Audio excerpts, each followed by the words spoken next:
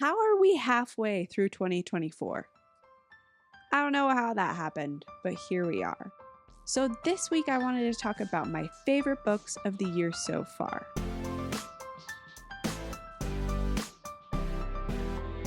And this is how I'm going to do it. I'm going to tell you my top 3 books in every genre. So, we're going to start with romance. At number 3, we have The 7-Year Slip. I honestly wasn't expecting this book to have a little bit of fantasy and was so pleasantly surprised by that. In the book, Clementine has inherited her aunt's house after she passed away. Her aunt had told her stories about this apartment, but Clementine thought it was all just a tale. However, she is surprised when she travels 7 years back in time and falls in love with a young chef named Ewan. Are they going to get together 7 years later? Will they find love? Great question. Here's my favorite quote from the book. Nothing lasts forever, not the good things, not the bad. So just find what works for you and do it as long as you can. Number 2, Just for the Summer. In this book, Emma is cursed. Every man she dates breaks up with her and then finds the love of his life and they get married. It turns out so does Justin. And although they live miles apart, they decide to get together for just one summer to break each other's curses. However, will Emma settle down for Justin? This book is about so much more than romance. I think you will love it. And Abby Jimenez, one of the best. Here's my favorite quote from this book. Love stories sold us on the wrong thing. The best kind of love doesn't happen on moonlit walks and romantic vacations. It happens in between the folds of everyday life. It's not the grand gesture that shows how you feel. It's all the little secret things you do to make her life better that you never tell her about. And number 1, we have The Library of Borrowed Hearts. This book has 2 timelines and a handful of main characters, so you're jumping back and forth. I love multi-POV books, and this one just got my heart. In this book, Chloe finds an annotated copy of The Tropic of Cancer, which is a spicy book for back in the day. She finds these annotations are actually love notes between 2 people. Chloe's determined to figure out what happened to these 2, but she also is struggling in her personal life. She had to drop out of school where she was trying to become a librarian to take care of her 3 siblings when her mom disappears.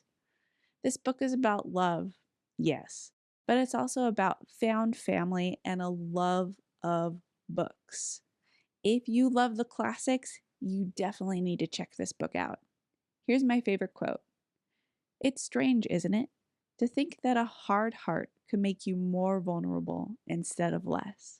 Honestly, it's going to be hard for any of these books to get knocked from the top 3. However, I have yet to read Funny's Story, and I love Emily Henry. So we'll see if that one makes the chart. I know a lot of people haven't loved it, but I loved Happy Story or Happy Place, and a lot of people didn't like it. So, moving on to historical fiction. Now, I honestly haven't read that many historical fiction novels this year. I read historical fantasies like Babel and the Poppy War, which I'm not sure if they qualify to be historical fiction, but I will tell you about the 2 historical fictions that I've read this year, and they were both amazing. So, at number 1 is The Women by Kristen Hanna. This book is about a nurse named Frankie McGrath who has never saw herself as a hero until one man opens her eyes and says, "Why aren't there any women on the wall?" And then bam, she is enlisting to go to Vietnam. I learned so many things about the Vietnam War and the people who fought and died in that war. This book was beautifully written and beautifully researched. Here's my favorite quote from this book. In this crazy, chaotic, divided world that was run by men, you could count on the women. The second book I read was The Huntress by Kate Quinn. This book has 3 different POVs and 3 different timelines, so you're constantly jumping from here to there. However, it was simple to keep track of who was talking. In this book, Ian Graham, a Nazi hunter, is looking for the woman who killed his brother during World War II. Her name is the Huntress. Also, Dorn McBride, a 17-year-old whose father just got remarried to a woman who she suspects as a Nazi. And the third perspective is Nina, a 17-year-old who falls in love with flying and joins the Soviet Union Army to fight during World War II. Find out how all 3 of these stories are connected in The Huntress. Here's my favorite quote from the book. Building a generation is like building a wall, one good, well-made brick at a time, one well-made child at a time. Enough good bricks, you have a good wall. Enough good children, you have a generation that won't start a world-enveloping war. I have more in-depth videos about both of these books, so if you read them and loved them, make sure you check those out. Now let's move to fantasy.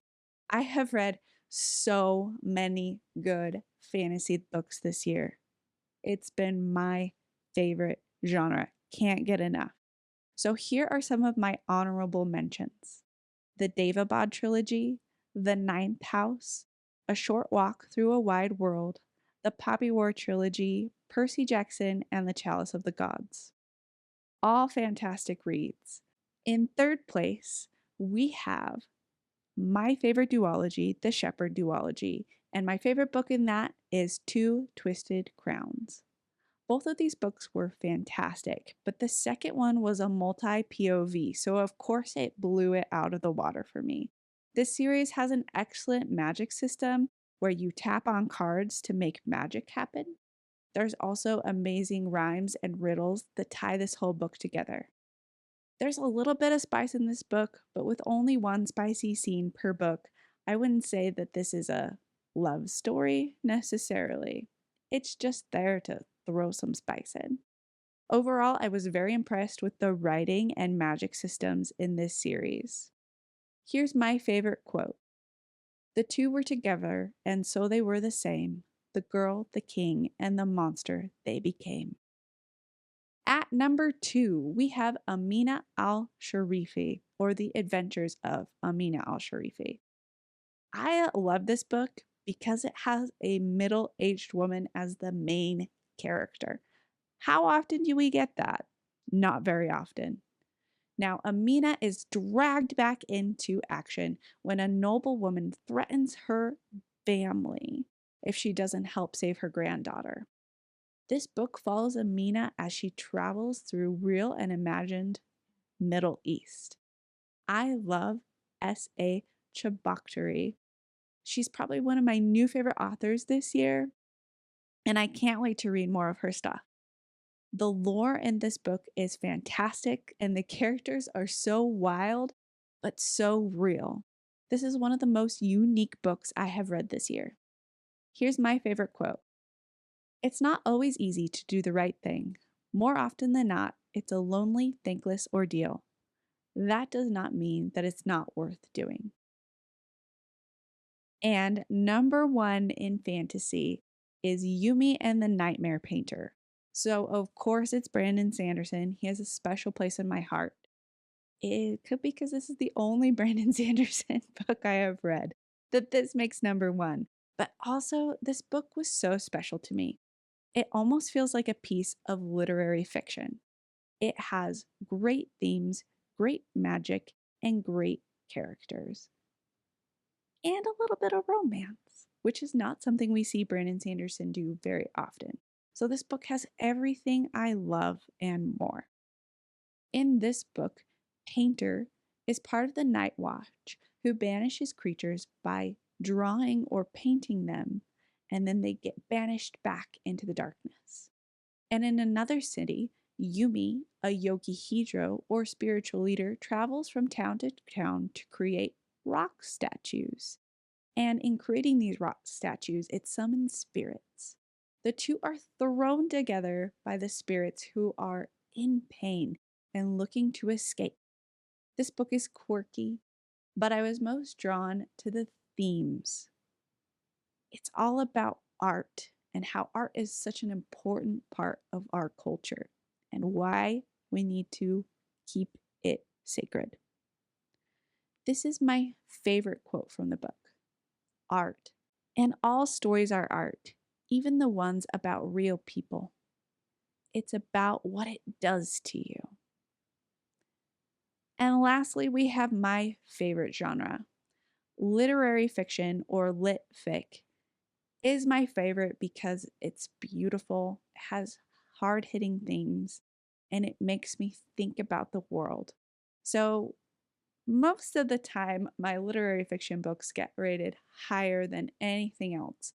So you will probably see the most of these on my top reads. So, starting at number 3, we have Tomorrow and Tomorrow and Tomorrow. While I do think that this book was ambitious in the number of topics it covers a lot of things. Tomorrow times 3 is one of the most beautiful books I've read. I was not expecting this. I thought it was going to be a young adult novel. However, I loved how it dived into the themes of friendship and video game development and so much more. In this book, two kids, Sam and Sadie, meet in a hospital and bond over a shared love of video games. Years later, these two reconnect in college and decide to start a video game company together.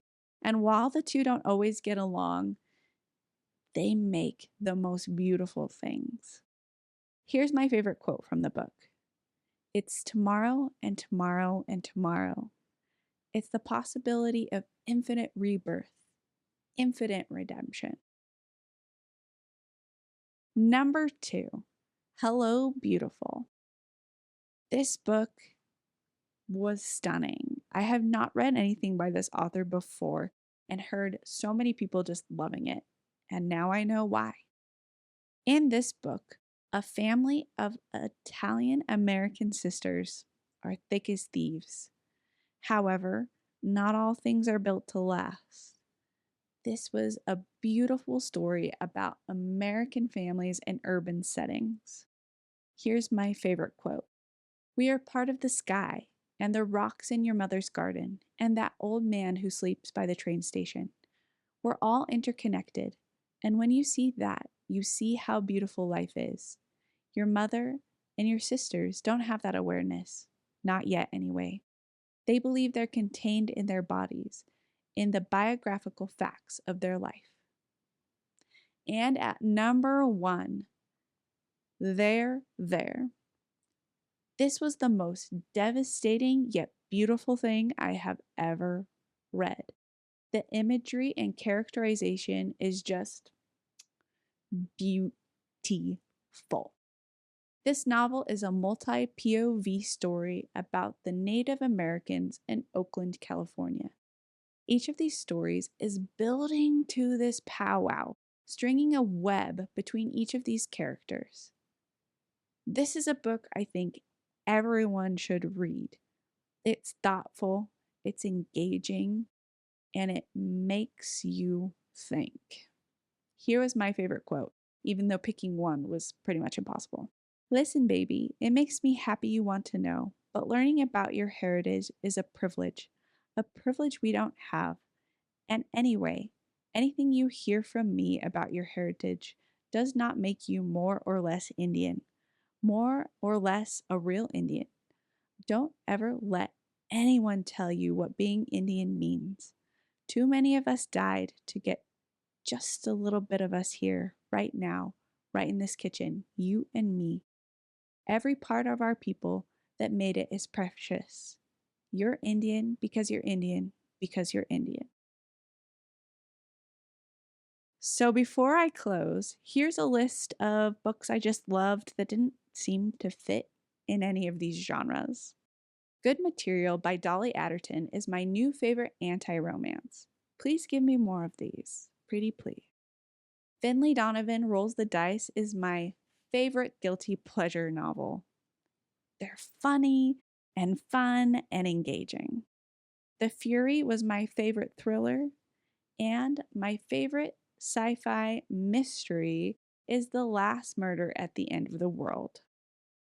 So last but not least, here are the top 3 books of my year so far. At number 3, Yumi and the Nightmare Painter by Brandon Sanderson. At number 2, Hello Beautiful by Anne Napolitano. And number 1, There There by Tommy Orange.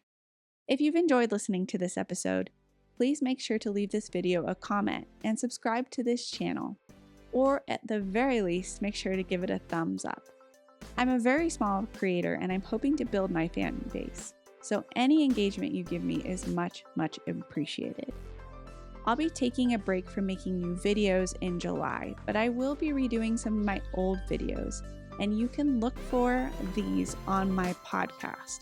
It's on Apple, it's on Spotify, it's on anywhere you find your podcast. Also, if you'd like to connect with me further, my email address is yet33@gmail.com. You can also find me on Instagram in the link below. If you've enjoyed listening to this episode, please leave this podcast a review. I think you'd be the first reviewer, and that would mean the world to me. I'm pretty new to the podcast scene and appreciate you giving it a review or sharing this episode with a friend. Next week on the podcast, we will be looking at one of my favorite fantasy novels of the year, Yumi and the Nightmare Painter. Have a great week and happy reading.